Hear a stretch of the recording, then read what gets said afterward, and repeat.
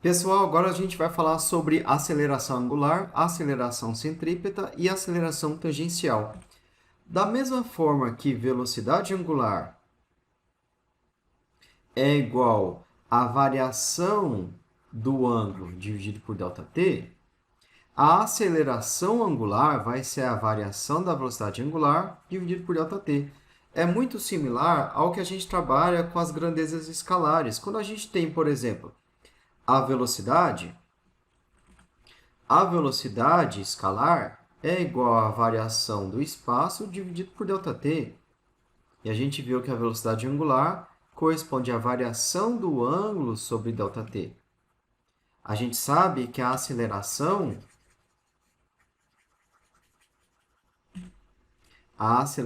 escalar é igual a ΔV dividido por ΔT. É a variação da velocidade dividido pela variação do tempo. De forma similar, a aceleração angular corresponde à variação, em vez de ser da velocidade escalar, vai ser da velocidade angular. É a variação da velocidade angular dividido por ΔT. Então, aqui, a aceleração angular média vai ser a variação da velocidade angular dividido por ΔT. Já a aceleração angular instantânea vai ser a mesma razão para um intervalo de tempo muito pequeno. Agora, olha o seguinte. A aceleração angular é a variação da velocidade angular dividido por ΔT.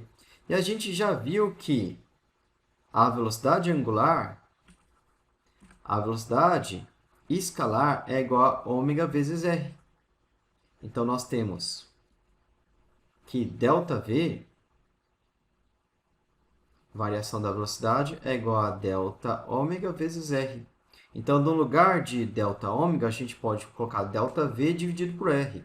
A aceleração angular corresponde a ΔV sobre R dividido por ΔT. E ΔV dividido por ΔT é igual à aceleração escalar. Aqui nós temos a aceleração escalar.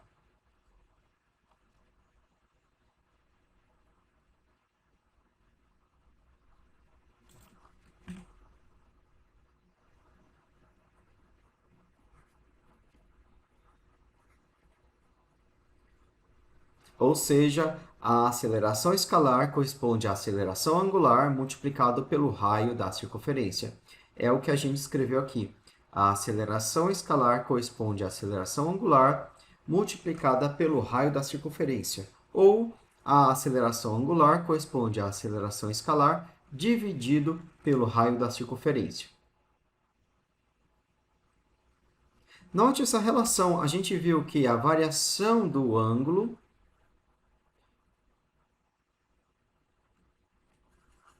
a gente viu que ΔS é igual a Δθ multiplicado pelo raio.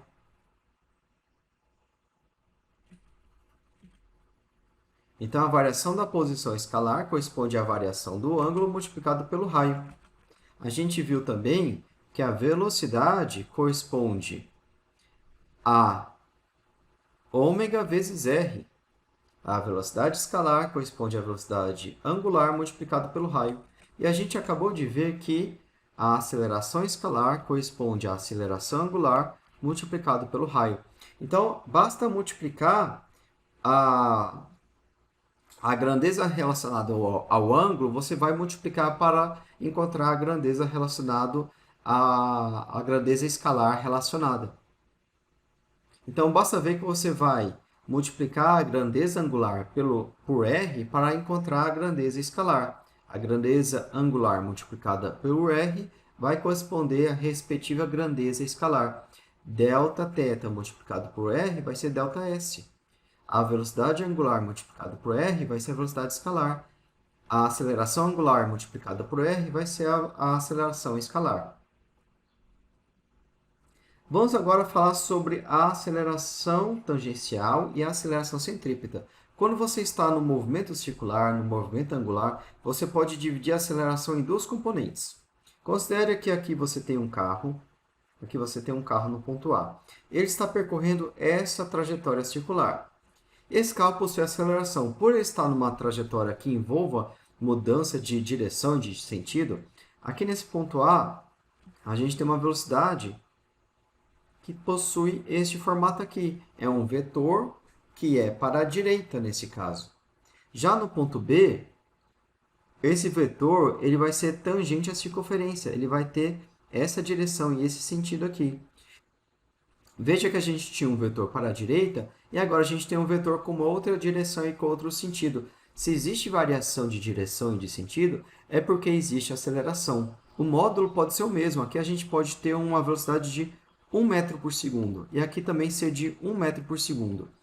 Não mudou o módulo, mas mudou direção e sentido. Se mudou direção e sentido, é porque existe variação da velocidade. A velocidade é uma grandeza vetorial. Possui módulo, direção e sentido. Se mudou direção e sentido, mudou o vetor. Se mudou o vetor velocidade, é porque existe aceleração. Se não existisse aceleração, manteria a mesma velocidade vetorial. Então, aqui manteve o módulo, mas mudou direção e sentido. É porque existe aceleração. Pode ser que essa aceleração tenha só o componente centrípeto, ou pode ser que tenha componente centrípeta e tangencial. A aceleração centrípeta, ela vai ser responsável por mudar a direção e sentido da velocidade. Então, aqui nesse caso, a velocidade não mudou o seu modo. Então, nesse caso, eu não vou ter aceleração tangencial, porque a aceleração tangencial é aquela responsável por mudar o módulo do vetor velocidade. Se mudou o módulo do vetor velocidade, existe aceleração tangencial. Se mudou só direção e sentido, vai existir apenas a aceleração centrípeta. E é possível que existam os dois casos. Aqui a gente vai de uma velocidade de 1 metro por segundo para 2 metros por segundo. Existe mudança de direção e sentido, já que a gente está no movimento circular, e existe mudança no módulo da velocidade. Então, eu vou ter aqui tanto a aceleração tangencial quanto a aceleração centrípeta. A aceleração centrípeta ela é sempre apontada para o centro da circunferência. Então, aqui eu estou no movimento circular. Eu tenho um carro rodando em uma rotatória, percorrendo esse movimento várias vezes. Qual é a aceleração centrípeta? É um vetor que é apontada para o centro dessa rotatória. Aqui nós temos a aceleração centrípeta. Então, a aceleração centrípeta é sempre apontada para o centro da nossa trajetória, para o centro da nossa circunferência. E a aceleração tangencial? A aceleração tangencial tem a mesma direção que o vetor velocidade. Se o meu vetor velocidade é esse de 1 metro por segundo, então a aceleração tangencial é essa aceleração aqui. É essa aceleração que vai fazer a velocidade mudar de 1 metro por segundo para 2 metros por segundo, e a aceleração centrípeta ela vai ser responsável por mudar a direção e sentido do meu carro. É possível provar, não vem ao caso aqui, porque envolve conhecimento de derivada integral, mas é possível provar que essa aceleração centrípeta é igual a v ao quadrado dividido por r. Essa relação é muito importante. A aceleração centrípeta é v ao quadrado dividido por r, em que v é a velocidade escalar e r é o raio da circunferência.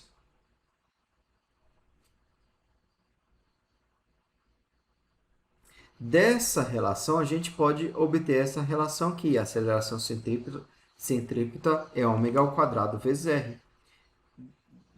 Para ir dessa fórmula para esta, é fácil. Veja só. A gente não provou, não cabe aqui provar, que a aceleração centrípeta é v ao quadrado sobre r. Vamos liberar espaço aqui.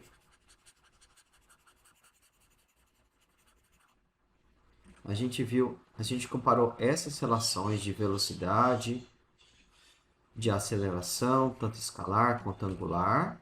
É bom deixar isso aqui anotado. A gente viu também que a gente fez a seguinte comparação também. A gente viu que ΔS é igual a Δθ vezes r. A gente viu também que ΔV é igual a delta ômega vezes r. A variação da velocidade escalar é a variação da velocidade angular multiplicada por r. Ou, de uma forma mais enxuta, v é igual a ômega vezes r. A velocidade escalar é igual a velocidade angular vezes r. E a gente viu também que a aceleração escalar é igual a aceleração angular vezes r.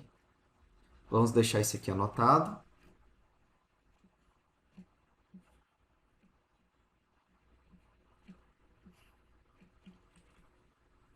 E agora a gente vai ver a relação, como chegar da aceleração centrípeta, como fazer esse cálculo, a partir da velocidade angular. Caso a gente não tenha velocidade escalar, como é que a gente faz?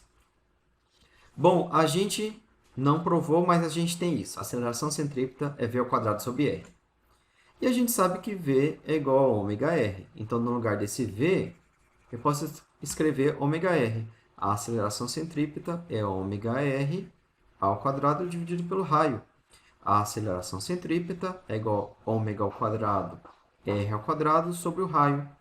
Ou seja, a aceleração centrípeta é ômega ao quadrado vezes r. A aceleração centrípeta é ômega ao quadrado vezes r.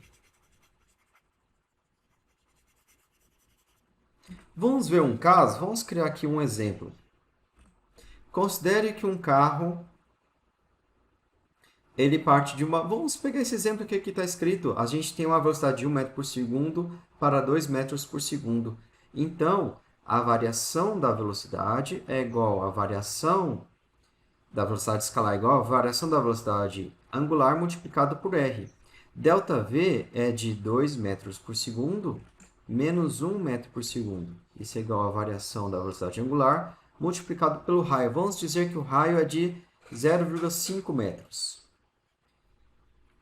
A variação da velocidade angular é 2 menos 1, que vale 1, dividido por 0,5, que é a mesma coisa que multiplicar por 2.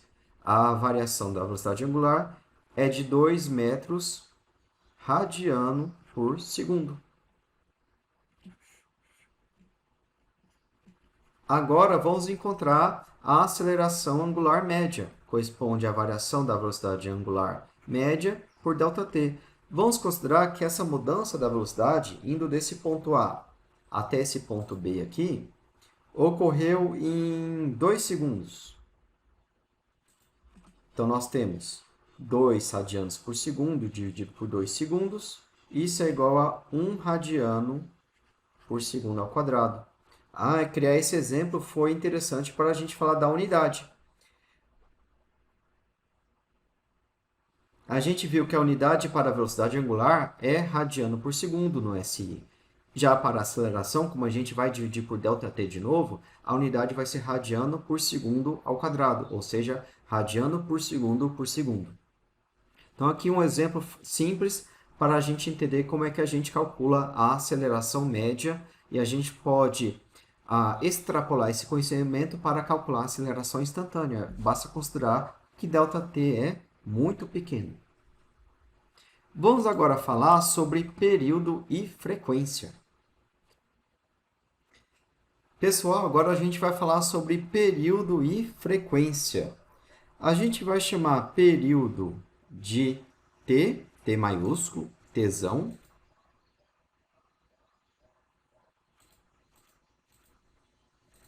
A gente vai chamar período de T e a gente vai chamar frequência de F. E vamos dizer que N é o número de voltas. A frequência corresponde ao número de voltas dividido por um certo intervalo de tempo.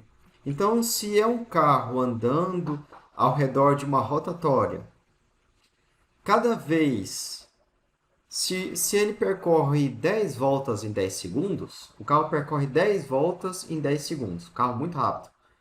Então, a frequência vai ser o número de voltas 10 dividido pelo intervalo de tempo de 10 segundos. A frequência vai ser igual a 1. Se você tem o ponteiro das horas, ele percorre uma volta completa em 12 horas. Então, no intervalo de tempo de 24 horas, ele vai dar, por exemplo, 2 voltas completas. O número de voltas N é igual a 2 e ΔT é igual a 24 horas. A frequência é igual a 1 sobre 12 horas. É assim que a gente calcula a frequência. Então, a frequência corresponde ao número de voltas dividido por um certo intervalo de tempo.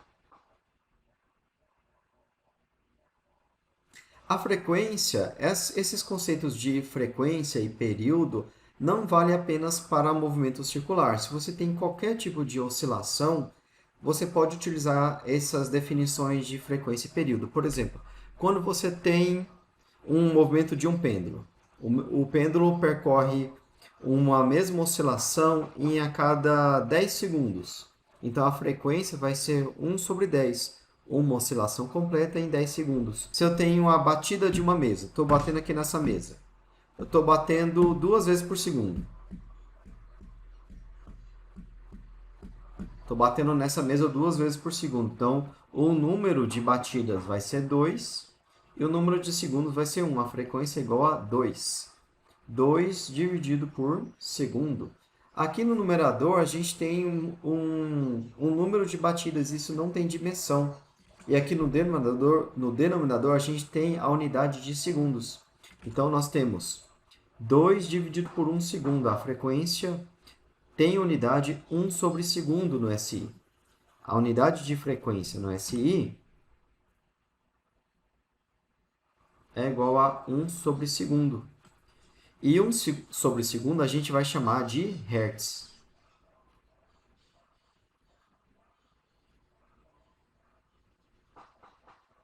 Hz, Hertz. Agora vamos introduzir o conceito de período. O período é o intervalo de tempo para uma volta completa. Quando você dá uma volta completa, o tempo que você leva para percorrer essa volta completa, a gente vai chamar de período. Então, veja o seguinte. A frequência corresponde ao número de voltas dividido pelo intervalo de tempo. Se a gente considera o intervalo de tempo de um período, ΔT a gente vai chamar de período. O que é o período? É o intervalo de tempo para dar uma volta completa. Então, em lugar de um n, a gente vai colocar o número 1. Porque o intervalo de tempo de um período, você dá uma única volta completa. Então, a gente tem que frequência corresponde a 1 sobre t. É muito importante guardar essa relação. Parece óbvio, falando dessa forma que eu falei, número de voltas dividido por ΔT, então a gente vai fazer n igual a 1, o ΔT vai corresponder ao período. Parece óbvio, parece que não é necessário decorar, mas é interessante decorar essa fórmula também. É interessante decorar que frequência é o número de voltas dividido por ΔT e frequência corresponde a 1 sobre o período. Essas duas relações é importante a gente ter memorizado. Como a gente vai fazer várias questões, a gente vai acabar memorizando essas relações sem muito esforço. E 1 sobre segundo a gente vai chamar de Hertz. É uma unidade de medida de Hertz. A unidade de frequência no SI é 1 Hz. Então, se você tem o número de oscilações igual a 30, e isso ocorreu no intervalo de tempo de 2 horas, calcule a frequência. A frequência vai ser 30. Calcule a frequência no SI. Então, a gente vai ter 30 dividido por 2 horas. 1 hora corresponde a 60 minutos. E 60 minutos corresponde a 60 segundos. Então, a frequência é 30 dividido por 2 vezes 60 vezes 60. Aqui a gente encontrou a frequência no SI. A gente pode dizer que isto é igual a 30 dividido por 2 vezes 60 vezes 60 Hz, Hz, Hertz. Já que 1 sobre segundo corresponde a 1 Hz. E 1 Hz também vai corresponder a uma rotação por segundo. A gente viu que a frequência é o número de voltas dividido por ΔT. Quando a gente tem uma única volta por segundo, a gente tem uma rotação por segundo. Isso é 1 RPS. E quando a gente tem um intervalo de tempo de 1 segundo, a gente tem a frequência igual a 1. Então, 1 Hz é igual a 1 rotação por segundo, que é igual a 1 sobre o segundo, que é igual a segundo elevado a menos 1. Então, se eu calculo frequência é igual a 1 é igual a 30 sobre segundo, isso é igual a 30 Hz, que é igual a 30 rotações por segundo. Ele vai dar 30 rotações em 1 segundo. Isso é igual a 30 segundo elevado a menos 1, ou seja, 30 sobre segundo. Beleza? Então, este é o conceito de período, este é o conceito de frequência. Antes de resolver algumas questões, vamos falar sobre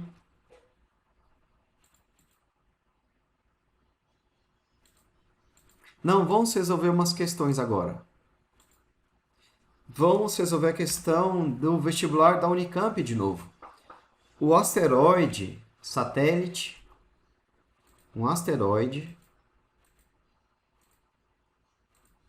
descreve uma órbita circular em torno de um outro asteroide principal. Então, a gente tem um asteroide principal e a gente tem um asteroide menor que vai descrever o movimento circular ao redor do asteroide principal.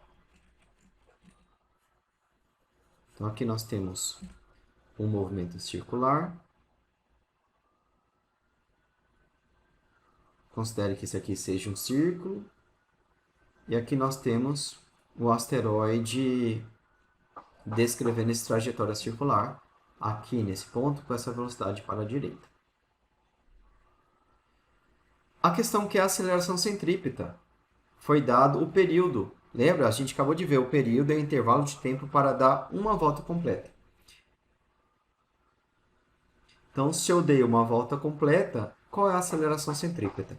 A aceleração centrípeta é igual a v ao quadrado dividido por r. O raio foi dado em quilômetros.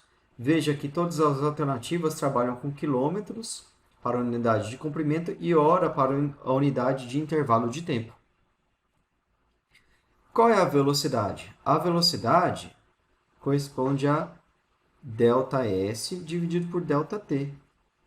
ΔS, vamos colocar que ΔT corresponde a um período.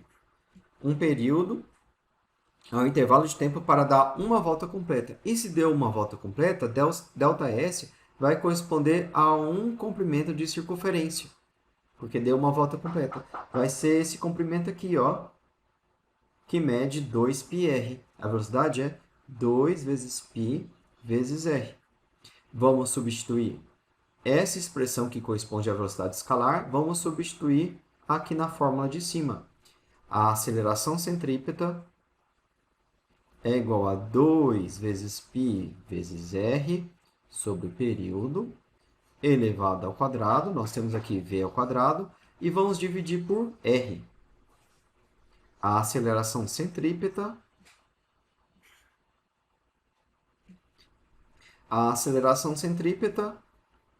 é igual a 4π ao quadrado vezes r ao quadrado dividido por período ao quadrado, e tudo isso está dividido por r.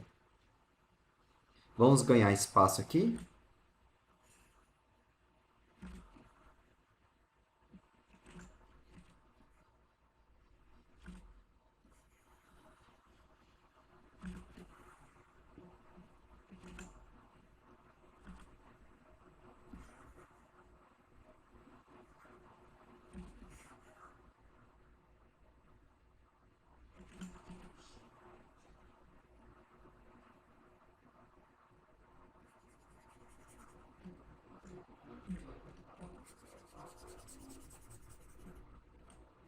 A aceleração centrípeta vai ser igual a 2 ao quadrado, 4, vezes π ao quadrado, vezes r ao quadrado, dividido pelo período ao quadrado, tudo isso sobre r. Bom, a gente tem uma fração, essa fração aqui, dividido por r. Quando a gente tem uma fração dividida por um número, a gente pode pegar essa fração e multiplicar pelo inverso do número. Então, a gente vai pegar essa fração aqui que eu circulei e multiplicar pelo inverso de r. A aceleração centrípeta é igual a 4π² vezes r² dividido pelo período ao quadrado e vou multiplicar essa fração pelo inverso de r. Eu vou cancelar r² com r. Eu vou sumir com esse expoente 2 aqui. A aceleração centrípeta é dada por essa expressão aqui. A aceleração centrípeta é aproximadamente igual a 4 vezes 3². Estamos aproximando π para 3. 4 vezes 9 vezes r. O raio é de 1,6 km. Eu vou manter a unidade em quilômetros, eu não vou transformar no SI, porque todas as alternativas estão com unidade de quilômetros para a unidade de comprimento e de horas para o intervalo de tempo. Então, eu vou manter quilômetros e eu vou manter a unidade de horas, dividido pelo período ao quadrado, que é igual a 12. 12 horas ao quadrado. A aceleração centrípeta é aproximadamente igual a isso. Aqui no numerador, eu vou multiplicar 4 por 3, e para não alterar o resultado, eu vou dividir 9 por 3. Então, como eu estou multiplicando por 3 e dividindo por 3 no numerador, isso não vai alterar o resultado. 4 vezes 3 é igual a 12, e 9 dividido por 3 é igual a 3. Então, eu vou sumir com esse 12 com esse expoente 2 aqui. A aceleração centrípeta é igual a 3 vezes 1,6 dividido por 12. Dividimos numerador e denominador por 3, eu tenho 1,6 dividido por 4. Isso é igual a 16 sobre 4 sobre 10. 1,6 é igual a 16 sobre 10, né? 1,6 sobre 4 é igual a 16 vezes 16 dividido por 10 sobre 4. Isso é igual a 4 sobre 10, que é igual a 0,4. 4 sobre 10, e isso é igual a 0,4. Então, nós temos 0,4. Como para a unidade de distância eu usei a unidade de quilômetros e para o intervalo de tempo eu usei sempre a unidade de horas, então o resultado vai ser quilômetros por hora ao quadrado.